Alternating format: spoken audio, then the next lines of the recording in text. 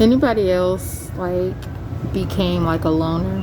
Like like all my close friends are back home in Ohio, and like from college and like high school I moved out here where I live at like mid sophomore year. And like I always been a person who like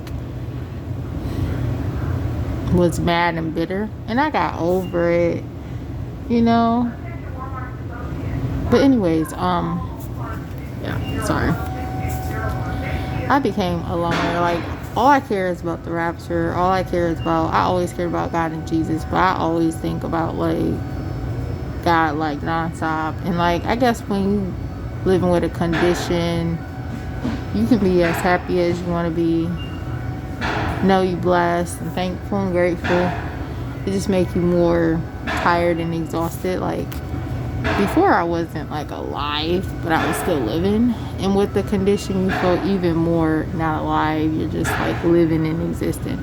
And I don't mind that. You know, I'm still going for my goals and dreams, but like I've had so many bad experiences where I've gotten anxiety, germophobia,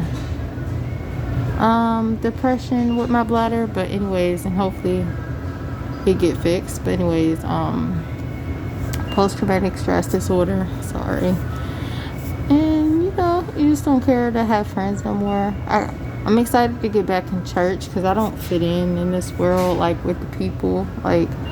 And it's odd because I chop it up with people like that, you know. And people can be funny acting, you know. But anyways, like I don't fit in this world no more. I like being by myself. I like being a homebody. I like I don't even care about the holidays no more. Like for each holiday, I'm gonna be reading my Bible and a few movies, but mainly I want to go in reading my Bible. I'm trying to accomplish reading the entire Bible, whether it take me a year or 2 years. And you know, all I think about is just, you know, like my happy ending is like really not of this world. Like the typical like marriage, like, you know, I don't care about marriage no more, or like the big events, losing your virginity. You know, I never wanted kids. I love kids. I adore kids. I love working with them. But like my happy ending is like, you know, after you experience so much, you don't care about stuff on this earth no more. So your like happy ending is like the rapture, the wedding, and the feast in heaven. Like half of the time you don't feel like you belong on this earth, but then you also don't fit in this world, and you also don't want to fit in this world. But like life can still go on around you. You just be like, this place is wretched, you know what I mean? You know? But I still live happy, and, you know, I just hope to get my bladder fixed. Because that can take away, like, no matter how happy I am, how thankful, grateful, like I said, it's immediate sadness and depression. Dealing with my bladder, I almost dropped my phone. It just instantly take my soul and just, like, take it out, you know what I mean? You know, I could wake up in the morning and like when I sleep, I don't deal with no issues with my bladder. And then like at a certain time, it starts. It like my bladder, like the evilness wakes up.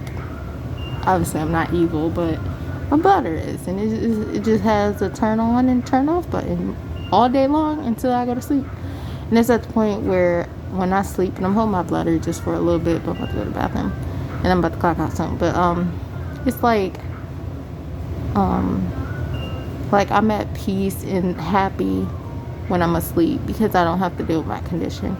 And when you deal with a condition, it changes you. And then on top of that, dealing with all you've been through in your life changes you. And it's like so many things have changed me. Your faith changes you. And I've had my faith since I was 6 years old, you know. I was cross-eyed and bullied since 13, physically, mentally, emotionally. Almost was raped and killed. Have two conditions: interstitial cystitis, overactive bladder. Deal with domestic violence, and so many other people deal with things where they die, you know, with cancer and stuff. So I'm never trying to say my life is as worse, you know, dealing with a lot of bullying at different companies, you know, just being like spiritually attacked. I don't know, it gets harder, I feel like, the closer we get to the rapture. And like as crazy as the world gets, so do your life. Like, you know, like when COVID popped up, that's kind of how my conditions popped up. Like, where did this even come from? Like, how did this happen? Why did this happen? You know, you don't expect things, and you never expect certain things to happen, you know? It just wakes you up. It's like death, you have to keep with you, because you live life to the fullest, because, you know, your life is so precious, and you can die tomorrow, you know? And that's how I feel my condition. Like, I took it for granted, because I never thought in a million years at this age, 30 years old, I would deal with a bladder condition until like I was 60, 70, 80, 90. So it gives you a reality check, you know? And when you never deal with something, when you don't have to deal with something, how is it? You don't know what you miss until you lose it, you know? And it's something as simple as not being controlled by your bladder, you know what I mean? So, anyways, I'm about to go to the bathroom and stop holding my bladder. I only hold it for a little bit though, because as I say, it controls me, and it's like 24/7, like all day until I go to sleep. So, anyways, I have my procedure the 31st, so hoping the first one work versus the second one, because I'm very thin. Like, I'm literally at like 90 pounds. That's how like stressed out I've been.